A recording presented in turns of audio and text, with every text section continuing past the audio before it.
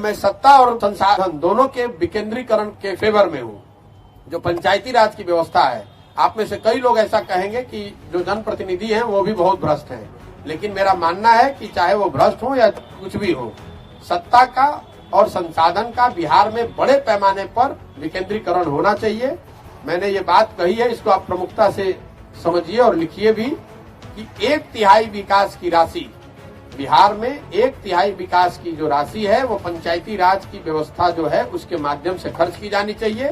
पिछले 20 साल का जो आंकड़ा है वो बता रहा है कि बिहार में 4% विकास की राशि पंचायती राज व्यवस्था से खर्च होती है। मेरी अपनी सोच है कि अगर आप पंचायतों की स्थिति सुधारना चाहते हैं तो आपको 1/3 विकास की राशि नीचे विकेंद्रीकरण करके संसाधनों को नीचे जो पंचायती राज से लोग जीत कर आ रहे हैं उनके हाथ में देना होगा, उनकी कैपेसिटी बनानी होगी और अफसर का काम ये है कि उसको वो टेक्निकल सहायता दे, उन पर वो मॉनिटरिंग कर सके।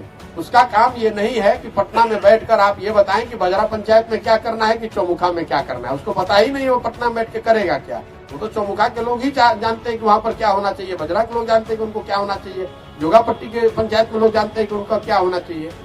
इसलिए मैंने कहा है कि अगर जन सुराज की जो परिकल्पना है ये कभी दल में परिवर्तित होती है तो 10% जो टिकट है, राजनीतिक भागीदारी है, वो पंचायती राज से जुड़े हुए लोगों को निश्चित तौर पर दिया जाएगा और 30% जो राशि है विकास की वो पंचायती राज की व्यवस्था के माध्यम से खर्च होगा। जो अफसर को घूस दे रहा है वो तो आके जनता बता ही रही है।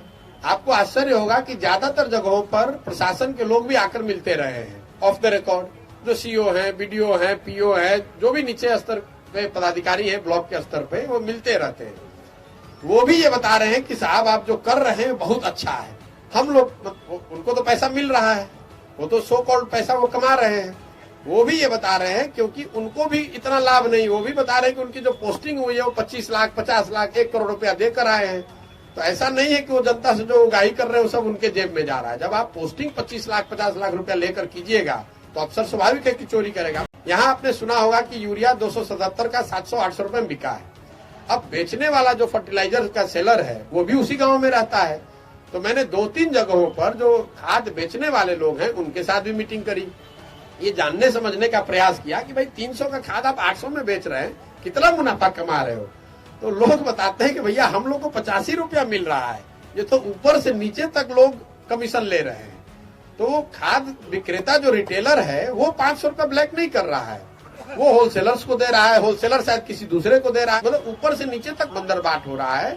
तो जो आप बात कर रहे हैं कि अफसरशाही इससे खत्म होगी कि अफसर अगर पैसा देकर यहाँ नहीं आएगा तो स्वाभाविक तौर पर उस तरह का अंकुश लगाया जा सकता है कि भ्रष्टाचार में लिप्त